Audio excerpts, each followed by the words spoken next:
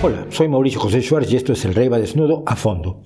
Hay un mito y una tradición en España que se refieren a uno de los supuestos apóstoles de Jesucristo, Santiago de Cebedeo o Santiago el Mayor, para diferenciarlo lógicamente de Santiago el Menor.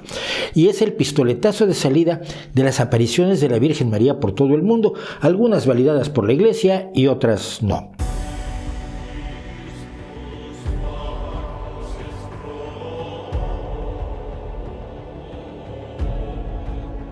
La historia empieza con que, según el Evangelio de Mateo, Santiago o Jacobo, que ambos nombres son el mismo, créame usted, era pescador, pero dejó trabajo y familia para seguir a Jesús, del que fue uno de sus más cercanos adeptos, según los Evangelios, hasta que, según los Hechos de los Apóstoles, fue ejecutado por Herodes Agripa en los años en que éste era rey, es decir, entre el 41 y el 44 de la era común. Su cuerpo, no me pregunten por qué, habría sido llevado por dos de sus discípulos desde Jerusalén, cruzando el Mediterráneo y costeando España hasta llegar a lo que hoy es Santiago de Compostela en Galicia, donde lo encontró el obispo Teodomiro en el siglo IX y construyó sobre la tumba del supuesto apóstol la actual imponente catedral de Santiago de Compostela. Usted sabrá, y se lo contamos en el vídeo dedicado a las reliquias, que sobre todo en el medievo, tener un trozo de santo o santa era el mejor negocio posible para una iglesia, parroquia, capilla, basílica o catedral, porque atraía hacia ella multitudes de fieles que acudían a sentir la cercanía de los restos de la persona santa, convencidos de que ello los hacía estar más cerca de su Dios y por tanto sus mensajes, ruegos, peticiones, oraciones y demás llegarían a Dios más rápido y con atención prioritaria, mucho más que si las hacían en la pobre iglesia de su localidad. Era la diferencia entre hablar con Dios por WhatsApp o usando el correo postal, que algunos de ustedes probablemente ya ni saben lo que era. Imagínense ahora que se tiene no un trozo de un santo, sino el cuerpo completo de uno de los 12 apóstoles, los elegidos por Jesús para seguir su prédica, los singulares entre los singulares, los primeros entre los primeros. Pronto, la catedral fue meta de largas peregrinaciones por el norte de España, por lo que hoy se llama precisamente el Camino de Santiago, por el que, por supuesto, Santiago nunca pasó. No me negará usted que Teodomiro era más listo que una ardilla con hambre. Porque después de todo, ¿cómo sabía que el entierro en cuestión, el entierro que se encontró, era de Santiago Cebedeo y no de cualquier ciudadano común y corriente de clase más o menos alta, romano o español? Pues no lo sabía, pero a ver quién le discutía. Y el valor de Santiago como atractor de peregrinos, limosnas, diezmos, primicias y venta de merchandising aumentaba porque fue el primero al que se le apareció la Virgen María. O al menos eso contaban algunos manuscritos de siglos después, que, como es lógico pensar, saben exactamente lo que había pasado cientos de años atrás, sin ninguna distorsión. Estos escritos dicen, sin prueba alguna, que Santiago estuvo predicando por España y exactamente el 2 de enero del año 40, cuando estaba en Zaragoza, que por entonces se llamaba César Augusta, se le apareció la Virgen María, dejando como testimonio de su visita una columna de jaspe sobre la cual se adora la imagen de esa Virgen hasta hoy como la Virgen del Pilar. Y sobre todo esto no hay ni un registro, prueba, dato histórico, relato de testigos presenciales, escrito contemporáneo, ni nada por el estilo. Usted se lo cree y viva la Virgen del Pilar. O como dice la propia Archidiócesis de Zaragoza en sus escritos, según una piadosa tradición, la Virgen María se apareció al apóstol Santiago en Zaragoza el 2 de enero del año 40. El primer registro de la piadosa tradición, por cierto, es de 1297, solo 1257 años después. Así que podemos confiar en que las cosas son tal como las contaron, porque los relatos no se distorsionan con el tiempo, no. Ahora, según la cronología que se ha ido armando el cristianismo, María, la Madre de Jesús, ascendió a los cielos en cuerpo y alma en el año 48, así que su aparición en Zaragoza en el año 40 fue o bien producto de una visita relámpago o de un milagro doble. Porque aparecerse uno muerto es una cosa, pero aparecerse vivo a más de 5.000 kilómetros de distancia, que es lo que hoy separa a Jerusalén de Zaragoza por carretera, o de 3.300 kilómetros si fue volando, sigue siendo una hazaña especialísima. Con este acontecimiento quedaban inauguradas las apariciones marianas o mariofanías, que en lo sucesivo ocurrirían, por supuesto, después de la dormición o asunción de María a los cielos sin haber muerto, que es como le llama la Iglesia.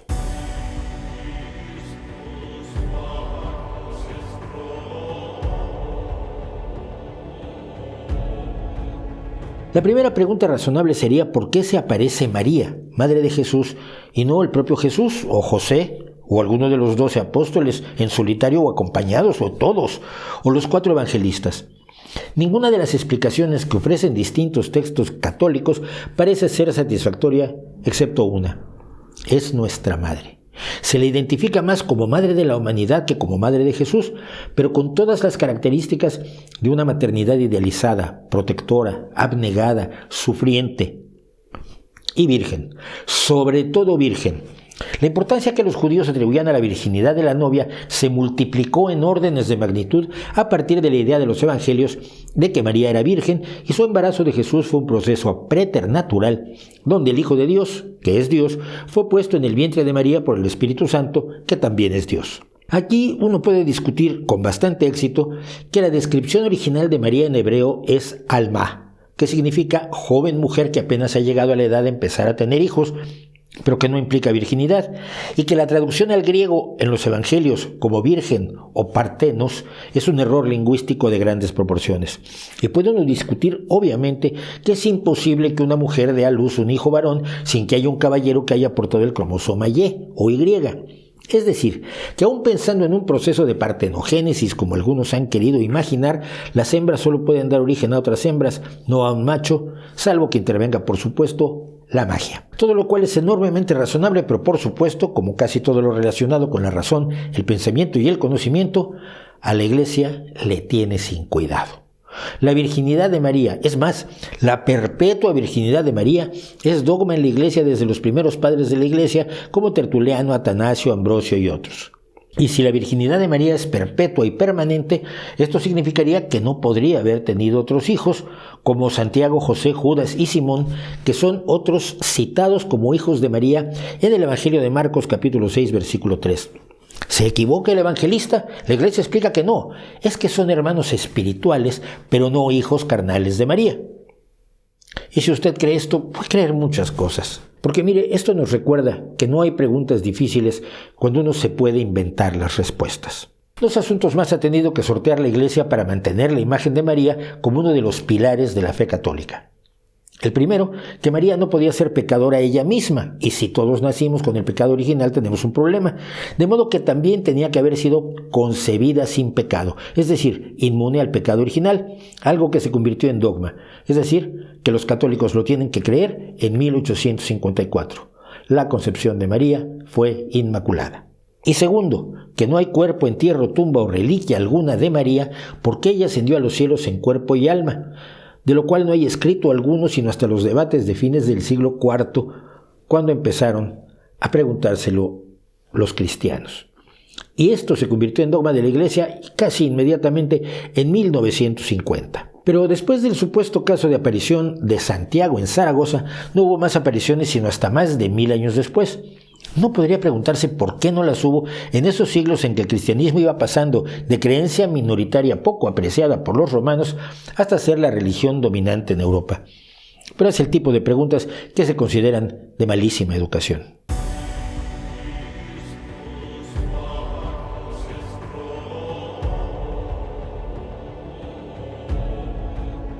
La siguiente aparición, según se dice y también sin pruebas, se produjo el 16 de junio de 1251 en Aylesford, Kent, Reino Unido, ante San Simón Stock, religioso de la Orden del Monte Carmelo, que está en Israel.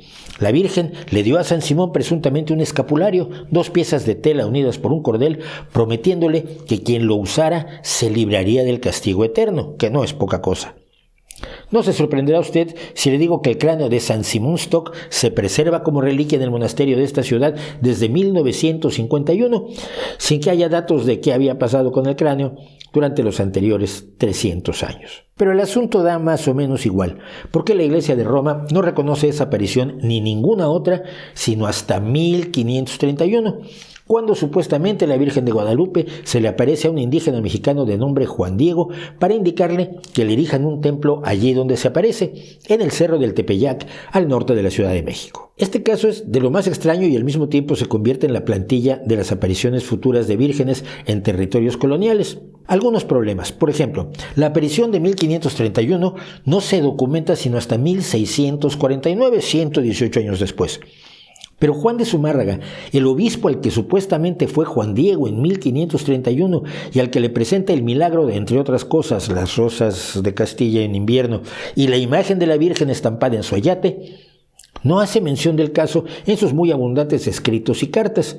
A Zumárraga le gustaba escribir y comunicarse. Y luego, que al ser analizada la imagen de la Virgen no está sobre un ayate, que es una burda tela de fibra de maguey, sino que está sobre una tela de lino preparada para ser pintada, y existe hasta el nombre del autor, y hay muchos detalles más así, que ya analizamos a fondo en 2 vídeos que le invitamos a ver para no repetirnos. Especialmente el segundo si usted cree que la NASA fue a estudiar la imagen de la Virgen a la Basílica de Guadalupe. La imagen de la supuesta tilma de Juan Diego, que hoy es objeto de culto en la Basílica de Guadalupe, se convierte en una imagen que encuentra un pescador en Brasil, Nuestra Señora Aparecida, o en una figura que encuentra una indígena en Costa Rica en 1635, Nuestra Señora de los Ángeles, que indica dónde se le debe construir una iglesia, o en otra figura que 2 indígenas cubanos se encuentran en el mar en 1628, Nuestra Señora de la Caridad del Cobre. O bien, en una figura encontrada por unos mercaderes en El Salvador en 1682, Nuestra Señora de la Paz.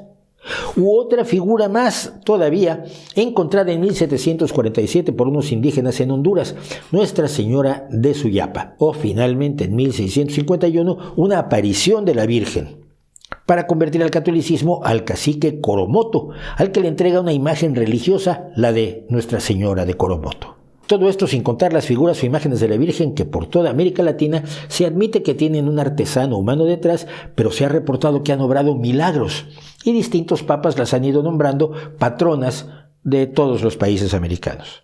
Pero ninguna de estas apariciones, en persona o mediante una figura tallada o pintada, cuenta con reconocimiento de la Iglesia, salvo la de Santiago y la de la Virgen de Guadalupe.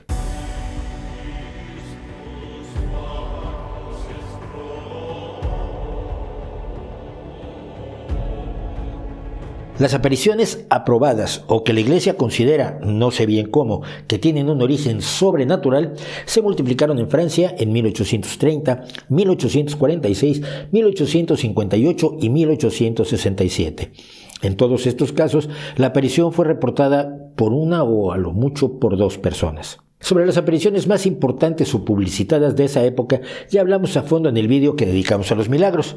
Primero, la aparición de 1858 en Francia, que llevó a la creación del Santuario de Lourdes en el sur de Francia y cuyas aguas supuestamente curan enfermedades, aunque esto no ha sido validado más que por médicos de profunda fe cristiana y en 70 casos de los millones que han ido a ver si se curan en Lourdes. Y segundo, la aparición de la Virgen en Fátima, Portugal, que se sustenta sobre todo en el llamado milagro de la danza del sol o del sol danzante, que en ese vídeo precisamente explicamos con todo detalle y que no parece haber sido tampoco ningún milagro. A partir de Fátima, en el siglo XX se producen literalmente cientos de apariciones marianas, más de 300 y según algunos más de 400, geográficamente bien repartidas, sobre todo en Europa y Norteamérica, donde el campeonato de esa época lo lleva Italia con 187 supuestas apariciones, seguida curiosamente de los Estados Unidos, país no precisamente muy católico, sino más bien fundado por calvinistas de la congregación separatista que buscaban alejarse de la iglesia anglicana y donde entre el siglo XX y hoy se han reportado unas 76 apariciones. En tercer lugar Francia con 62, le sigue España con 36 y Bélgica con 31. La Iglesia Católica tiende a ser muy cauta con estos casos, cosa que parece razonable, y señala que en numerosas ocasiones las presuntas apariciones pueden ser alucinaciones, sueños, distorsiones de la percepción, resultado de problemas mentales, producto de un fervor excesivo, con ayunos que ayudan a ver cosas donde no están, o directamente mentiras, cuentos y camamas de gente que quiere llamar la atención o sentirse muy piadosa. Y mire, sin que sirva de precedente, yo ahí estaría de acuerdo con la Iglesia Católica.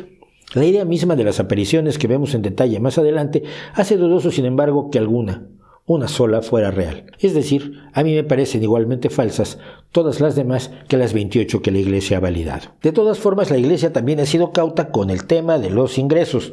La Iglesia Católica dice que cualquiera puede rendirle culto o veneración a cualquier aparición, que no adoración que se le reserva a Dios, aprobada o no. Si usted quiere puede rendir culto, yo lo he visto, a una mancha de humedad en forma más o menos ovalada que vagamente recuerda a la Virgen de Guadalupe, o una aparición en un sándwich de queso a la parrilla que parece representar a una mujer, por una mera pareidolia, y que la cocinera y posterior vendedora del sagrado almuerzo decidió que era María la Madre de Cristo y no Marilyn Monroe, la diosa babilónica Ishtar o cualquier otra mujer de la historia. Habría estado bien que fuera Marie Curie. Porque mire usted, ¿no es notorio que las apariciones marianas son más del interés de la Iglesia o de los obispos y arzobispos que de la propia Madre de Jesucristo? La insistencia de las apariciones marianas en señalar el lugar donde debe construirse un templo, iglesia, basílica, catedral o capilla se entiende más como una conveniencia de los representantes de la Iglesia. Así, por ejemplo, en el vídeo de Milagros contamos cómo ante las apariciones de Lourdes, el sacerdote Dominique Perramal y su obispo Bertrand Sever Mascarou Laurens compraron al municipio la gruta y los terrenos que la rodeaban. María se aparecía para promover un negocio inmobiliario de proporciones que hoy recibe a 6 millones de peregrinos al año en varias iglesias y basílicas. ¿Por qué? Todos los sitios de apariciones, aprobadas o no por la Iglesia de Roma, se convierten en atractores de peregrinos que, junto con su fe, a veces tan ingenua, su devoción y su falta de sentido crítico cuidadosamente cultivada por sus curas, llevan a los templos de la Virgen dinero en cantidades incalculables. Y digo incalculables no solo por lo grandes que son, sino porque la Iglesia Católica guarda celosamente los datos de lo que ingresan esos centros más comerciales que religiosos por motivo de limosnas, venta de productos, imágenes religiosas, recuerdos turísticos y otros rubros. Pero hay algunos cálculos. Lourdes cobra 2,50 € por peregrino por día. Las peregrinaciones duran de 1 a 5 días, así que seamos cautos y digamos que los peregrinos se quedan 2 días, 5 euros. Por 6 millones de peregrinos al año son 30 millones de euros, que ya es un sueldito. Y eso sin contar limosnas y compra de productos.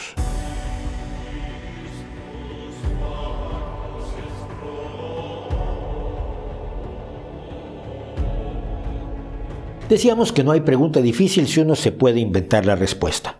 A la pregunta de por qué se aparece María y no se aparece San Judas Tadeo, San Pedro o el propio Cristo, la respuesta de la Iglesia Vaticana en el punto 67 de su catecismo es: su función no es la de mejorar o completar la revelación definitiva de Cristo, sino la de ayudar a vivirla más plenamente en una cierta época de la historia.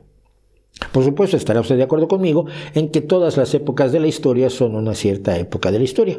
Pero si ese es el objetivo, ¿por qué no presentarse masivamente de modo incontrovertible y con evidencia clara? Imagínese usted que alguien como este ateo que le habla escuchara ahora mismo la noticia de que la Virgen María ha decidido aparecerse en la Puerta del Sol en Madrid, o en Times Square en Nueva York, o en la Plaza de la Concordia en París, o en la Plaza Tinubu en Lagos, Nigeria, y está allí flotando sobre el suelo mientras da un breve mensaje. Esto es real.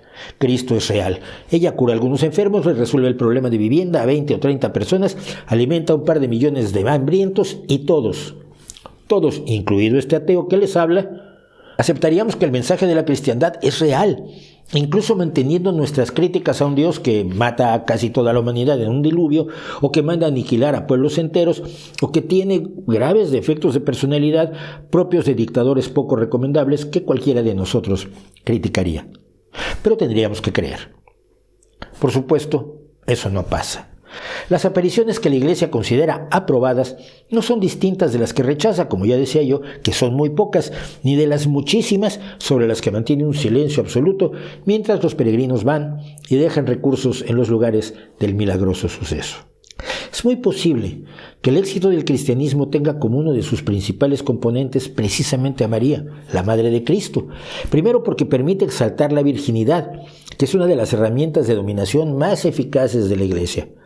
La mujer vale, con María como instrumento de medición, por su virginidad, por su pureza, por no haber practicado el sexo más que con permiso de la Iglesia y solo para reproducirse, porque sabe usted que la Iglesia odia el placer con gran intensidad. Pero María también permite justificar el celibato y la virginidad de la infantería de la Iglesia, curas, frailes y monjas, lo que permite que la Iglesia conserve sus bienes en vez de que sus sacerdotes estén tratando de entregárselos a sus herederos. Y María es, a diferencia del Dios de los ejércitos, del Dios bíblico, que dice que es un Dios celoso en el libro del Éxodo, del Dios del ceño fruncido y que te puede enviar a los infiernos más atroces, ella es dulce, suave, amorosa, protectora, sin enfado alguno, una figura diosa madre que equilibra y modera al Cristo que azota inocentes mercaderes en el templo y al Dios que castiga y te puede hacer destrozar por un oso si te burlas de uno de sus profetas por ser calvo. El problema es, siempre, que la madre amorosa y capaz de aparecerse y de hacer milagros diversos como retratarse en pinturas y tallas, sigue siendo incapaz de ofrecer una vida mejor a sus fieles. Esos fieles que muchas veces creen que hay muchas vírgenes distintas, algunas más milagrosas que otras, algunas más dedicadas a proteger por acá a los marineros, por allá a los carteros, más allá a los mineros, en vez de verlas como simples representaciones diversas del mismo ser sobrenatural o imaginario. La fe en María y en sus apariciones tan misteriosas, tan poco creíbles, tan faltas de pruebas, sigue siendo una de las armas de la religión, sobre todo entre pueblos que la ponen a la altura de Cristo o incluso por encima de Él en su adoración. Es una herramienta de relaciones públicas sin igual, para dar esperanza, que es la única oferta que tiene en realidad la Iglesia. La opulenta jerarquía vaticana y sus ramificaciones en todo el mundo no pueden dar sino esperanza. Esperanza en sucesos aleatorios, extraños, coincidencias que mañana se pueden vender como milagros. Y esperanza en una vida eterna que nadie ha visto, donde se haga la justicia que esa misma Iglesia impide, junto con otros poderes e intereses, que se pueda hacer en la tierra. Pero cuando vemos a multitudes flagelarse, hacer largos trechos, caminando de rodillas hasta dejárselas en carne viva, provocarse dolor para comprar la esperanza, debemos pensar que si existiera ese ser mitológico también comercializado por la Iglesia, esa madre protectora, seguramente evitaría todo ese dolor, porque usted si pudiera lo haría, y usted no tiene necesidad de ser una aparición sobrenatural para hacer el bien. Porque ser bueno es hacer el bien. Proteger es proteger también del dolor, no es indicar dónde se debe construir una edificación religiosa a la que vayan los peregrinos a llenarse de dolor para comprar la esperanza, cuando si la esperanza existiera en realidad, la podría dar cualquier Dios o cualquier virgen que fueran buenos. ¿No cree usted?